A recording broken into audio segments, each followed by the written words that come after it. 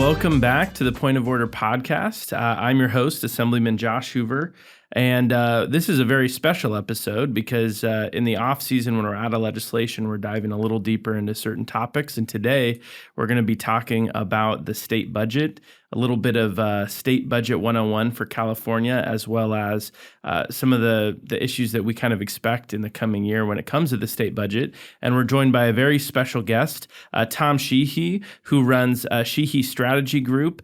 Tom, welcome to the podcast. Hey, Josh, thank you very much for the invitation to spend a little bit of time with you this afternoon. Absolutely. I'm really excited about the conversation. And I think before we dive into it, you have the reason, we wanted to have this conversation is because you have such an extensive background in the budget process, and you've worked for a number of different in a number of different jobs that involve the state budget. And so why don't you tell us a little bit about your background and kind of how you came to be this budget expert? Well, that's very kind of you to ask. I promise I won't put your audience to sleep.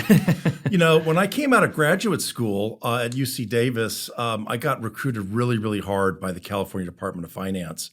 And I ultimately accepted a job from the DOF coming in as an associate budget analyst. And I had requested the transportation assignment. So I cut my teeth on about a $6 billion Caltrans budget, which included a lot of capital outlay. And they had 20,000 employees, so there was a lot of personal services. And I did that for a few years. And then Caltrans recruited me to come over and be their budget director for a couple of years. Oh, wow. Yeah. So I got to actually have the experience of running the budget for one of the largest departments in state government. And then I got recruited to come over to the state assembly, and I worked for your colleagues. And for 4 years, I did budget and appropriations in the assembly. And I worked primarily in the transportation area, but I expanded into natural resources and also business regulatory matters. Later, Jim Brulte recruited me to come over and work for the Minority Caucus in the Senate. And I did that for 6 years. Wow.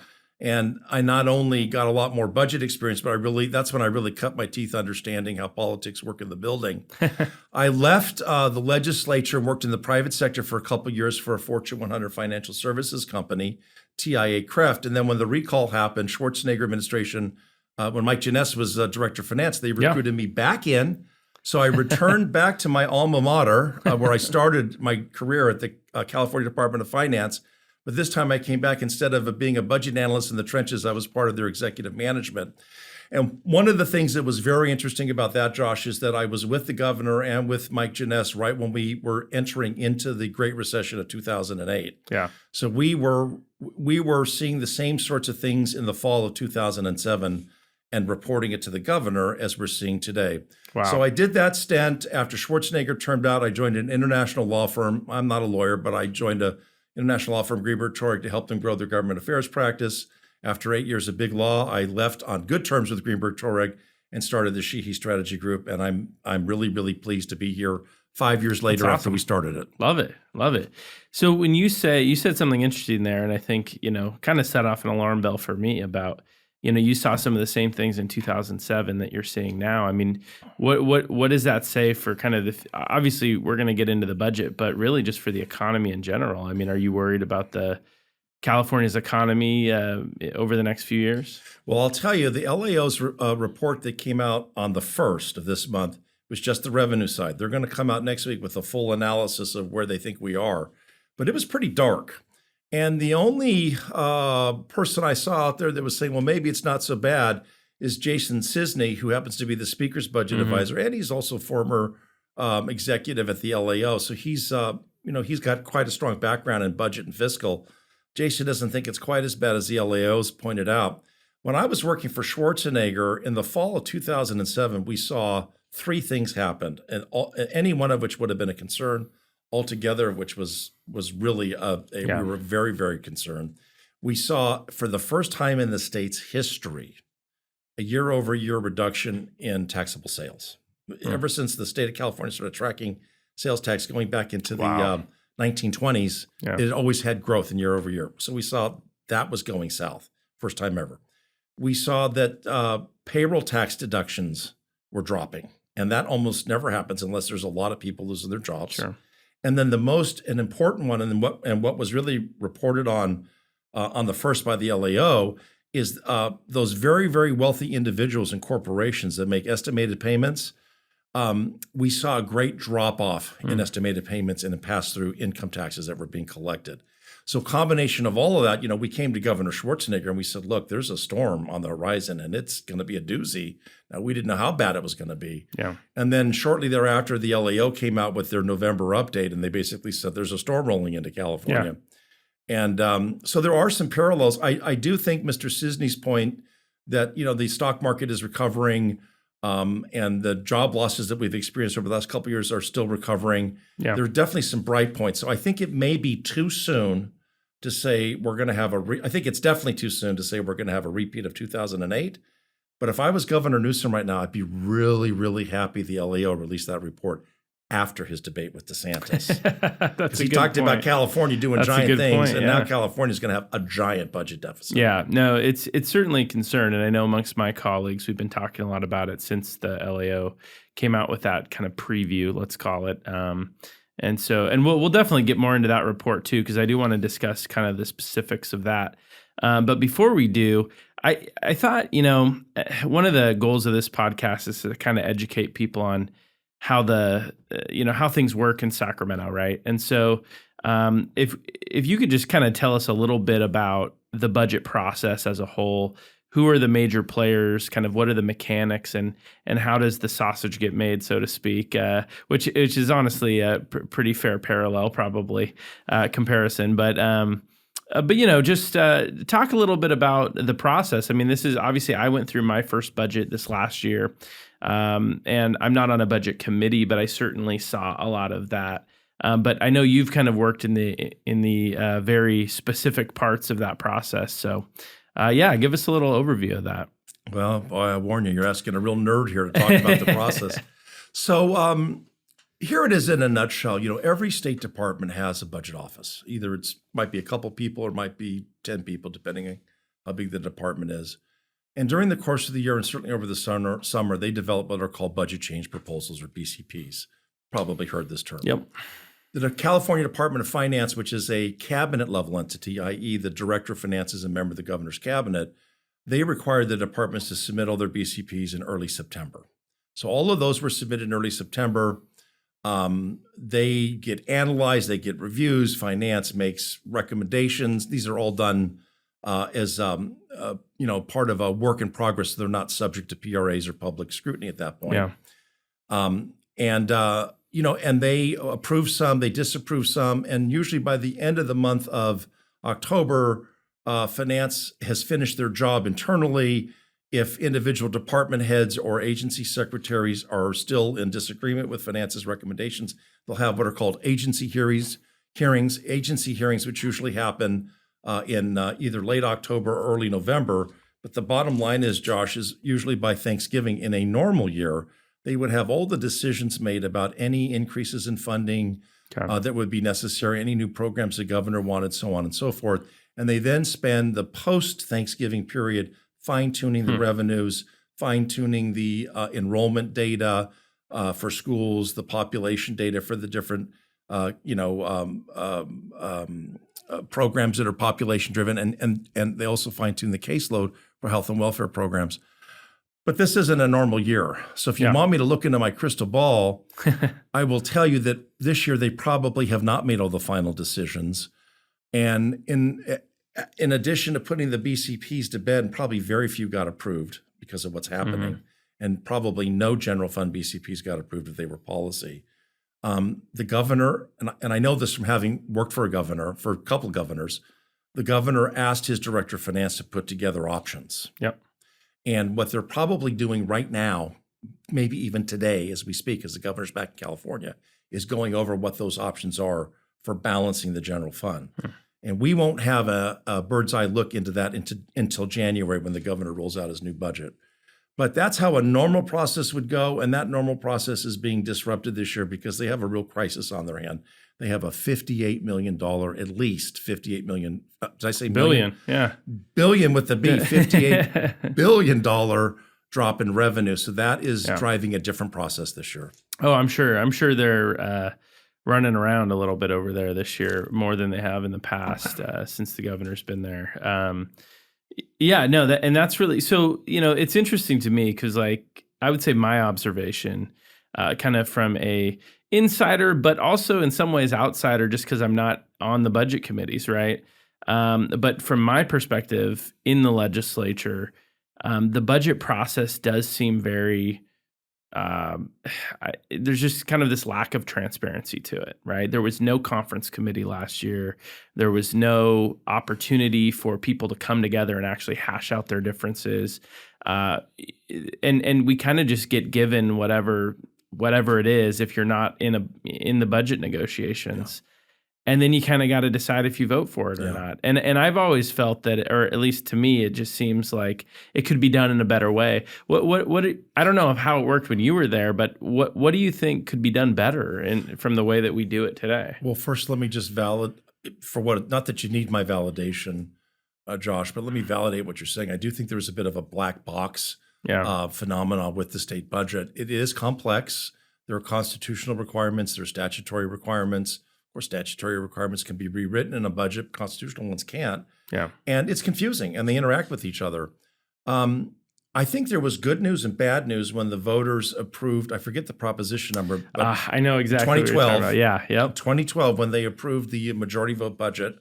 Yeah. I think on the one hand, it was good because it keeps the majority party accountable for the budgets that they are promulgating. I think on the transparency side, it hurt. And let me explain why. You just mentioned that this last year, there really wasn't a conference committee.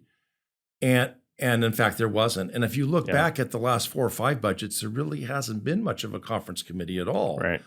And that's when it really goes into the black box. Nobody knows what's going on except for the chairs of the budget committee, the speaker, the pro tem, key policy staff, and then staff in the governor's office.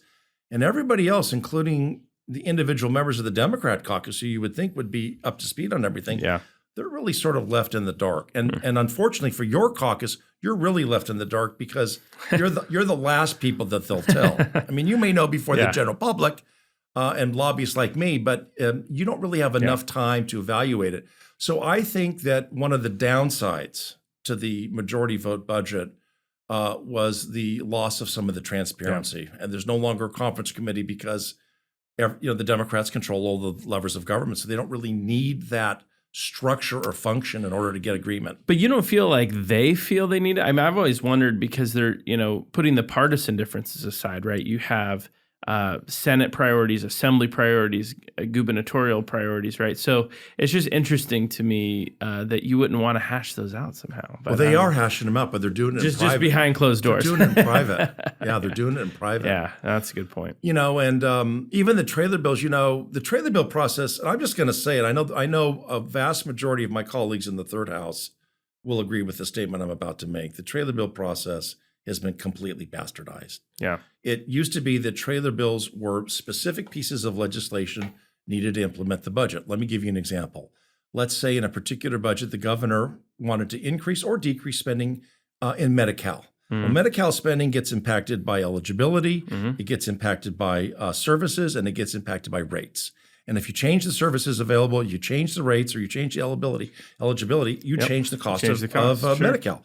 Well, the only way you can do that is with a bill, with a actual statute. And so in years past, if there was going to be a health trailer bill, it would have those adjustments in it, and it was necessary. Well, now from having gone through the budget the first time that a lot of the issues that are in trailer bills are not necessarily directly tied to the budget. Fiscal, yeah, exactly. Yeah. And they don't just come in June when the budget's due. They'll run all year long. They'll have a budget bill, then they'll have what's called Budget Bill Junior, which usually reflects an agreement between the governor and legislative leadership, and really all that's doing is changing appropriations at the margin. But the budget process doesn't have sort of a clean end like it used to have prior to the majority vote budget. And I do think that's impacted, as we've said, transparency, and it's definitely impacted, in my opinion, the trailer bill process in a way that's not so great for the institution. Yeah, and so just for the listeners, I mean, a trailer bill is essentially, or at least it's supposed to be, right, a bill that helps implement the budget. But what it's led to, and what the change in the process has been very stark, actually. And I agree with you; it's really hurt the transparency of it. Is we're almost passing like the shell at the beginning of the budget year, just to meet the statutory deadlines, right? Or the constitutional deadlines. Well, so you guys can keep getting paid. Well, right, because now that was part of that proposition too, and I was trying to look up the number, but it was. It also said that if you don't pass a budget on time, that legislators wouldn't get paid. I think that's a big reason. One of the big reasons it passed, because voters liked the idea of that. That only happened one time under Jerry Brown, where Jerry vetoed the Governor Brown vetoed the budget and sent it back, and then I think the controller said no pay. But then they sued him. Then they got sued, and it was just this whole big thing. And the controller lost. And the controller lost, and it hasn't happened since. Well, then. the courts essentially said a balanced budget is whatever the legislature says it is.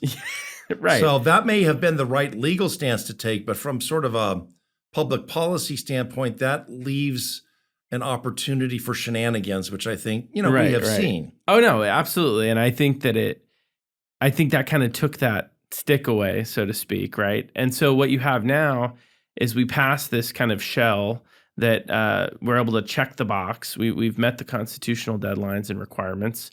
And then you spend months passing other bills to implement it. I agree with you. On the budget bill improper, which is the shell that gets sent down, once that gets sent down to the governor by June 15th, and I do think that one of the good things that came out of that proposition is that we started getting budgets, at least in theory, on time. We weren't having these standoffs that went all summer long into the fall. That is true.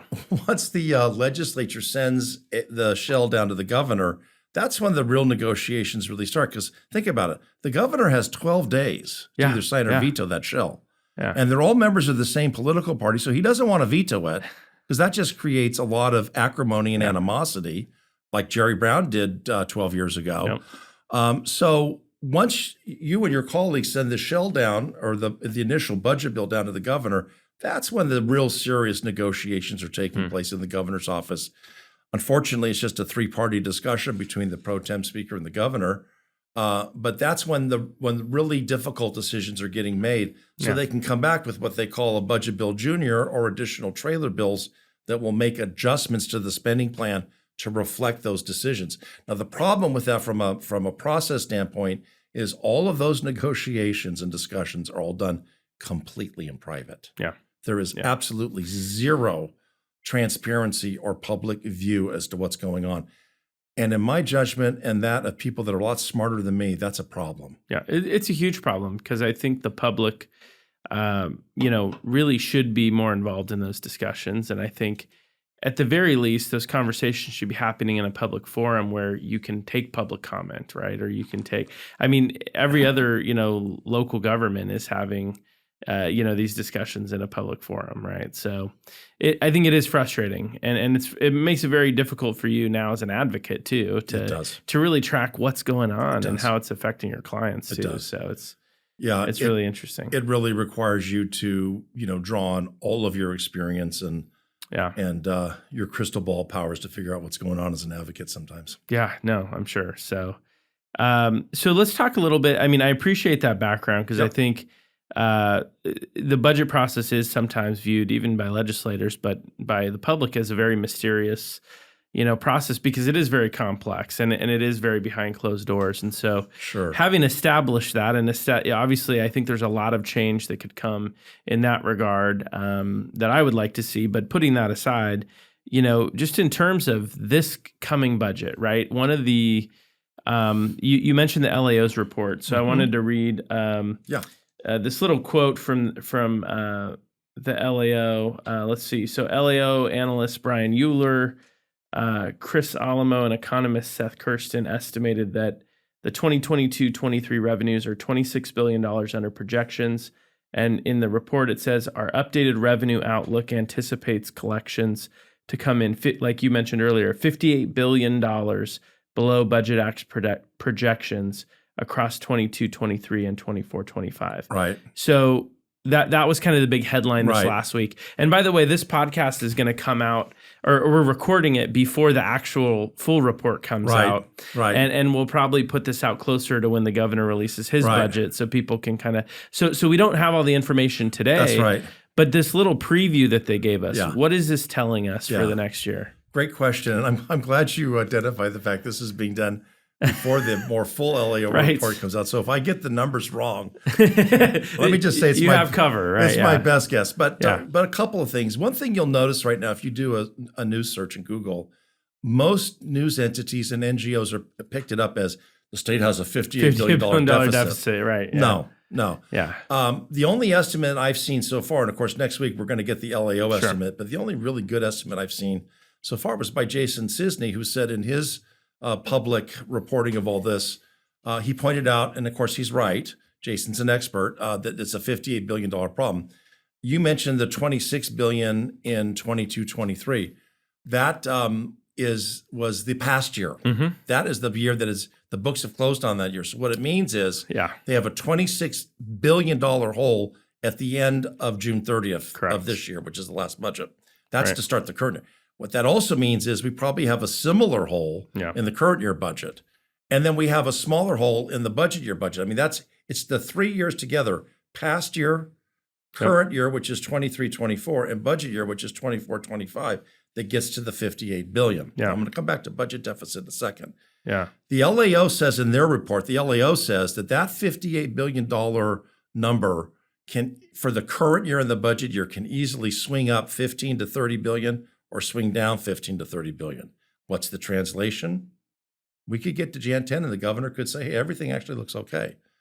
Doesn't seem like that's going to happen, but the LAO is telling you that's within the probability. Interesting. What it also means is that the revenue problem, instead of being 58 billion, could be closer to 90 billion. So let's hope it's not closer to 90 billion, but let's talk budget deficit. The definition of a budget deficit, and it's the same definition that'll be used at LAO, DOF, UCLA, anybody that tracks state spending, is you look at what current state spending requirements are based upon current law, constitutional law and statutory law. So you look at all the state's health and education programs, natural resource programs, general government, and you say, how much money does it take to run state government? And we're talking about the general fund here, which is the primary source of funding for state government. General fund is the proceeds of taxes, personal income tax, sales tax, corporate tax. So you say, okay, it takes $1 to run state government. Well, if you only collect 75 cents in revenue, then you have a 25-cent budget deficit. So a deficit is defined as the difference between how much money you have, how much money you need to run state government, how much money you actually have. It's further complicated by these past year issues. The $26 billion deficit that the analyst has identified in revenue for the past fiscal year, that becomes a one-time problem to solve. It's not an ongoing problem, right? It's a one-time, shortfall. We thought we were going to have this much, so it's a one-time shortfall. So part of what Governor Newsom will propose, and which you and your colleagues will have to approve, is a mechanism for backfilling that one-time problem. But the other problem with the revenues is there's this ongoing effect where we're not going to get as much in the current year or in the budget year as we thought we were going to get. Now, to keep everything really simple, the reason why a revenue shortfall doesn't translate to a budget deficit is because when revenue is dropping, certain expenditures that are driven by the Constitution, and some of them statutorily, will automatically drop. So, for example, when revenues go down, it affects the Prop 98 guarantee. Okay? And we're talking, it affects it by billions if you've got this type of revenue loss. When revenues go down, the Proposition 2 rainy day fund or budget stabilization account deposits, they're impacted by dropping revenues. So there was more money put away in a better budget year than what was necessary because you thought you had more revenue than you really had. So when you go through all of these adjustments of expenditures that are less as a result of the revenues being less, a $58 billion revenue deficit doesn't translate into a $58 billion budget deficit. I'm going to quote Jason Cisney because it's safe for me to do that. Jason said he did a back of the envelope calculation, and he thinks it's going to be $40 billion based upon what we know. So that's a starting point. I suspect it's going to be more than that. I hope I'm wrong, but having gone through this in the Great Recession of 2008, every time we thought we were getting a handle on what the number was going to be, it got worse. I hope that doesn't happen to you and your colleagues, but I'm afraid it might. And if that's the case, you could be looking at a $50 or $60 billion budget deficit. And there's $36 billion in reserves. Yeah. So even if you use 100% of the reserves, Correct. It's not enough. it won't be enough. Probably in any scenario. Well, I guess, scenario. It seems that any likely scenario, it's not going to be enough, right? So would you say that, so some of these, it's interesting. I think some people may think the 2022-23 year, we have this $26 billion shortfall. How are we just finding that out? Is this partially due to the fact that we pushed all the tax deadlines back, or is this, do we normally know this before now? I think is the question. Yeah. So to answer your last question, yes, we normally know this before now. Yeah. And the reason why we're finding that out now is because of the tax deadline. In normal times, right? In every year I can remember as a taxpayer, Josh, the deadline for filing your taxes is April 15th. Sure. Sometimes it's the 16th or 17th if it falls on a weekend. And this year, the federal government did 2 extensions. First, they extended that April 15th deadline, and this was because of all of the natural disasters California was having, which was happening in a lot of counties. The federal IRS first extended it to October 16th. And then as we got closer to October 16th, they extended it again to November 16th. Wow. And so in essence, and I think, I'm not a partisan person. I mean, I've sort of branded myself as a fiscal conservative, but I don't take gratuitous shots at any elected official on the right or the left. And I think, to be fair to Governor Newsom and your colleagues in the legislature, when you all were crafting the Budget Act of 2023, you had a big blind spot. You just didn't know how much revenue was going to come in. Now, here's what happened. When they adopted the Budget Act of 2023, which was for the 23-24 fiscal year, they assumed that $42 billion in additional revenue would come rolling in October. This is before the November extension. Yeah. And then, as I mentioned, there was a further extension to November. When you look at October and November combined, total general fund revenue collected, this is from corporate and personal income tax, was only $15 billion. Wow. So they were off by $27 billion. Yeah. I don't think it's fair to point the finger at them and say they didn't do a good job. I think that our economy's changing. I think that nobody knew for sure what the Federal Reserve was going to do. If you think about it, 2 years ago, like I refinanced my house 2.5 years ago. I'm paying 3% on my mortgage. Yeah, good. Congratulations. Thank you, because your constituents and my neighbors now have to pay 7.5% to 8%. It's insane. And you know what that means? That means in a typical California mortgage that would be, say, $3,000 a month or maybe $3,500 a month. It's now $5,500 a month. You're almost doubling it. I mean, it's truly difficult right now. Exactly. And the stock market, 21, 22 was not a good year for the stock market. And, we're looking in the rearview mirror now and seeing that, but we didn't know it at the time. So the impact of all of those things were such that it was, to be fair to the forecasters and to be fair to the governor and legislature, when that budget was being finalized 5 months ago or 6 months ago now, they just didn't know. Yeah.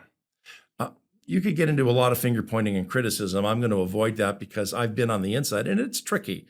One thing's for sure, though, this isn't an anomaly in the sense that I think it's real, notwithstanding what the LAO says as a disclaimer in their revenue report they released on the 1st. Yeah. This isn't some minor deal. This is a big deal.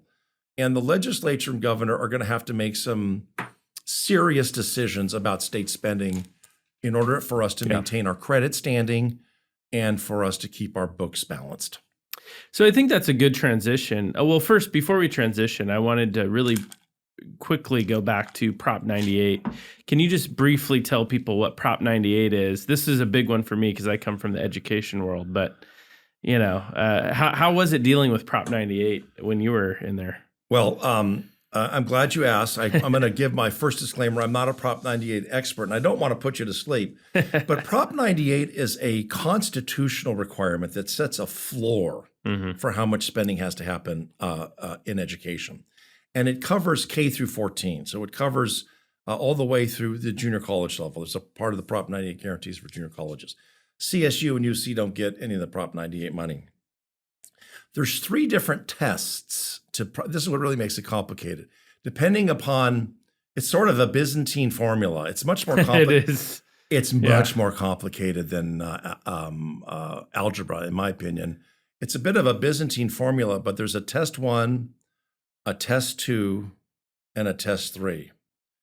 And usually in good years, we're in test 2, but depending upon what's going on, you could pivot to test 3 or test 1. And depending upon what test you're in, and this is driven by revenues, it's driven by a number of different factors. Depending upon what test you're in, it dictates what the floor of spending is. Now, this legislature and governor, in years when they thought they've had big surpluses, have gone beyond the Prop 98 guarantee. And one of the criticisms of Prop 98 is it sets a floor, but that floor can become a ceiling. The floor regularly becomes a ceiling, particularly in down years, right? But So, so one of the options that you and your colleagues have in dealing with the budget would be to suspend the Prop 98 guarantee and fund underneath that floor, which you can do. But when you do that, you create what's called a maintenance factor, which means in the end, you got to pay all that money back with interest. So none of that's free. A suspension of Prop 98 can help you in an emergency, but you have to pay all that money back plus interest. And some of the budget reserves that have been set aside are specifically for Prop 98. I don't think they'll be near enough to cover the problem we're looking at. So I hope I didn't put you to sleep with that. It's rather complicated. It is, and long story short, it obviously is the minimum required under the Constitution for education. But it's, I do worry about we have increased education funding quite a bit in the last 10 years or so. Actually, since Schwarzenegger, it's gone up substantially. Mostly due to the growth of the budget, just as a whole, right?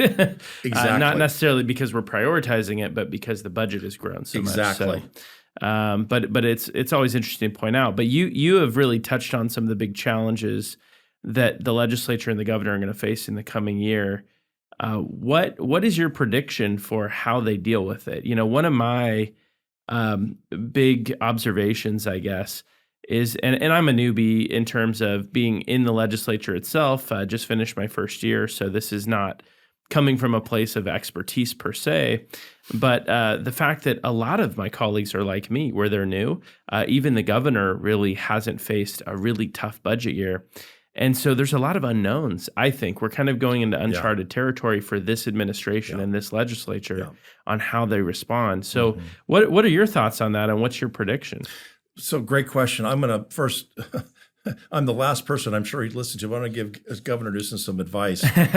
Do your best to fix it this year, or he'll spend the rest of his governorship trying to balance. Don't kick the can, basically. Kicking the can at this point would be a huge mistake. What does that mean? That means as much as it's difficult to say, and you don't want to hear, and your colleagues don't want to hear, you're going to have to make some tough spending decisions. Yes. The last Budget Act that was done in June, the Budget Act of 23, was mostly balanced by eliminating some one-time expenditures. And remember, they were balancing it on paper. Turns out it wasn't really balanced, because there's a little problem with the $26 billion in revenue that didn't show up.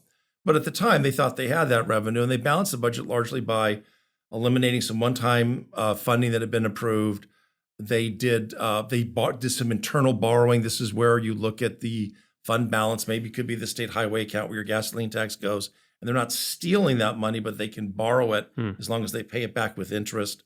And there's other special funds like that can be borrowed from. Some people and some advocates will say, well, they're raiding the fund. And in the old days, when I was a young budget analyst at the Department of Finance, and before some of the court challenges that happened, we really were raiding those funds because we didn't think we'd have to pay them back. But after all of the court decisions that have been made over the years, those funds do have to be paid back. So there was some of that. And then there's some of these things that we call fund shifts, where if you can legally shift the expenditure for a program from the general fund to another non-general fund, you're reducing general fund expenditures. And so there was quite a bit of that. There were some deferrals, things that probably should have been funded, but that didn't get funded. It was deferred. That was all fine. And when you and your colleagues were trying to balance the budget that was presented to you in June of this year, you were told you had a $30 billion problem. It turns out it was really more like 50, but you were told it was 30. So the solutions that were adopted by the legislature and governor added up to 30 or thereabouts. It's very likely that the solutions you're going to have to come up with this coming June are going to be a multiple of that. Could be 50 or 60 billion. Let's hope it's not, but it could be. And you already picked a lot of the low-hanging fruit with some of these deferrals and borrowing and so on and so forth. So I think there'll be great temptation to try to raise taxes. You'll certainly see members, you'll certainly see your colleagues on the left side of the aisle propose. They're not going to be shy about proposing big tax increases. I think that's for the legislature and governor to decide. I think that would be a mistake, because one of California's problems is revenue volatility. Why do we have revenue volatility? We have revenue volatility in the state because of the personal income tax and because of the top 1%. We have the top 1% of taxpayers, this represents about 136,000 actual tax returns. They control 50% of all the revenue that comes into the general fund. And the general fund's about 2/3 of the state spending. So you've got a very, very small population that controls almost 1/3 of the spending the state government does. And they're very susceptible to changes in interest rate, changes in the stock market. These are the folks that are, they're not payroll people. These are people that are making estimated payments. And if we raise the taxes even further, it'll generate more income for sure. But it'll have the effect of making the peaks higher. And what we're going into right now is a valley. It's going to make the valleys lower. Yeah. It's just math.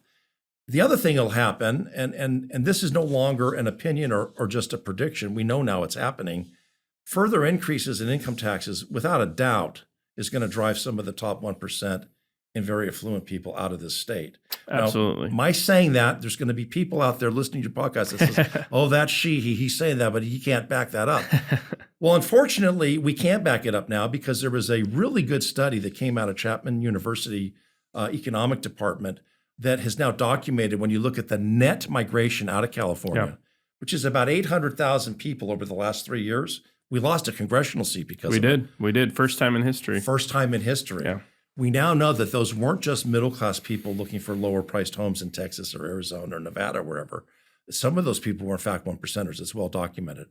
And so I have plenty of anecdotal information I could share. I'm sure you do too. Sure. But this was an actual scientific study. Yeah. And that was done properly. And so I'm going to point something out that is very interesting when you think about it. The Senate Democrat caucus came out it was either late May or early June, and the centerpiece of their solution to your last budget was a big tax increase. I don't know if you remember that. I do. And that was on wealthy individuals and corporations. Mm-hmm. Governor Newsom, on the same day that was announced by the Senate Democrats, announced that he wouldn't sign such a bill if it came down. Yeah. Now, why did he do that? Rhetorical question. I believe he did it because he was sending a signal to the 1%ers, like, we're not doing this. Right. Because we can't, for every... You can't risk an exodus, right? Like, for every 1%er that, we did this calculation when I was a budgeteer, for every 1%er that leaves the state of California, you need to create 4,000 middle-class jobs. Wow. To capture the lost income. That's incredible. It is incredible. That right there is just, I mean, I've never really heard it framed that way. But when you think about it like that, it really makes it even more amazing to me that we continue to see things like the wealth tax proposed, like, things that have been killed in the legislature or by the governor, but that really, I think, would easily run people out of the state, especially the ones that are paying the most, right? And you can't lose those taxpayers. Exactly. So that's fascinating. Yeah.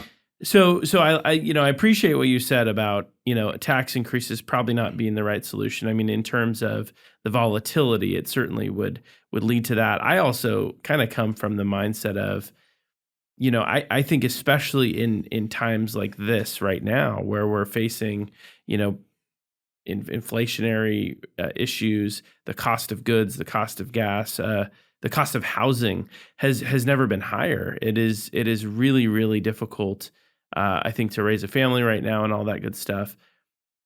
A tax increase right now seems like it would be one of the more unpopular decisions, as opposed to, finding ways to live within our means.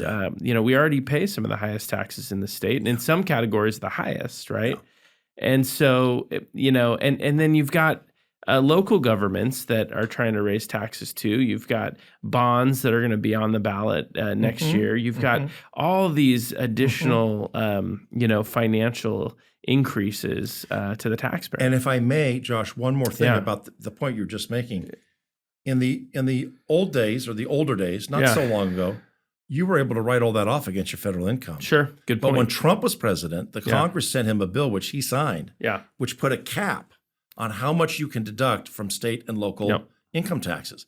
I remember being a staffer in the Capitol, and they were talking about tax increases, and I remember a very prominent senator at the time, who will go unnamed, but very prominent senator said, hey, raising taxes isn't such a big deal because the federal government's going to pay a big chunk of it. Because you can write it off. You can write it off, but that's not true anymore. Yeah, they changed it. They've changed that law. So and that's that a bigger particularly deal. impacted high-tax states. Exactly. New York, Illinois, California, New Jersey. Yeah. It's a big deal. Yeah. It's a really big deal. So in a state like California, and I think that was kind of some of the reasoning behind that legislation, right? I can't really opine on I don't know. the federal government, but in terms of making those blue states or whatever pay whatever, their fair share or whatever it might have been. But at the end of the day, that's the new reality, right? And so we have to account for that in California and know that our taxpayers are going to have to pay even more than they used to. Yeah. I think it's easy to move. Look, I've told this to people that didn't believe me, but I can assure you it's absolutely true. Do you know there are cottage industries? Yeah. They're usually lawyers and accountants, and their main book of business is helping wealthy and affluent Californians relocate in another state in a way that's bulletproof from the franchise tax board. I mean, if you move, and Nevada is a really good example because it's just across the border. If you have a heart condition, you better find a heart doctor in Nevada, and you better get a good dentist in Nevada, and your tax accountant better live in Nevada, and so on and so forth. You can't move to Nevada and keep coming back to California for essential services and try to present, or you can. Right. But if you do, the franchise tax board will come in and say, no, you're still a California resident. We're taking your money. So there's a whole industry that has sprung up in the last 15 years helping wealthy Californians establish residence in other states in a way that is legally bulletproof from the franchise tax board. Well, it's interesting in response to that, the legislature, one of the proposals I mentioned earlier with the wealth tax, attempted, or at least a legislator attempted with their bill to basically say you have to continue paying taxes in California for 10 years after you move out. Right. I don't know if you remember seeing that one. I think blatantly unconstitutional in my opinion, right? You can't do that. Clever idea, but it's not going to fly. But it almost in some ways, that proposal itself admits to the exodus that is happening, right? Admits that we're losing these taxpayers. It's happening. Because why would you go after these taxpayers if you didn't need their money, right? Or if they weren't leaving, So I think that is a big concern that we need to, be aware of. And I think the more, and that's why I think we need to live within our means, because I think a lot of people want to be Californians. I certainly was born and raised here, love this state. It is continuously becoming harder and harder to afford to live here. Mm-hmm. And I think for many people, enough is enough, and I get that. Mm-hmm. But for the people that want to be here, why give them another reason to leave? It just seems crazy to me. So it's a bad idea. Yeah. It's a really bad idea. I sure hope the legislature, governor don't zero in on that type of a solution, because I think there's a potential for it to do well. I think it would work in the short run, but I think in the longer run, it would backfire. Yeah, it's a good point. So, well, you know what? I think this has been a great conversation. I don't want to take any more of your time, but I did want to see if you had any final thoughts before we wrap up. I just want to thank you again for the opportunity to have a great dialogue with you. If there's room on your schedule and you want to talk before the May revise, I'm always happy to come back in. That actually would be really wonderful. Yeah, happy to do that. I know you've got a lot of elected officials that you're going to bring in, but if you want to go back to budget before May revise, it might be a good opportunity. I think that's a great plan. So as we get closer, we'll have you back on and talk about, obviously the governor's going to be introducing his budget, as you mentioned, on January 10th, that's probably. Right. Yep. And then that's the first version. Mm-hmm. And then, we always revise it in May. So before we get there, we'll have you back on. I think that'd be fantastic. Great. Tom, thanks so much for coming on. I really appreciate you lending us your expertise, and look forward to having you on again. You're most welcome. Thank you. See you next time.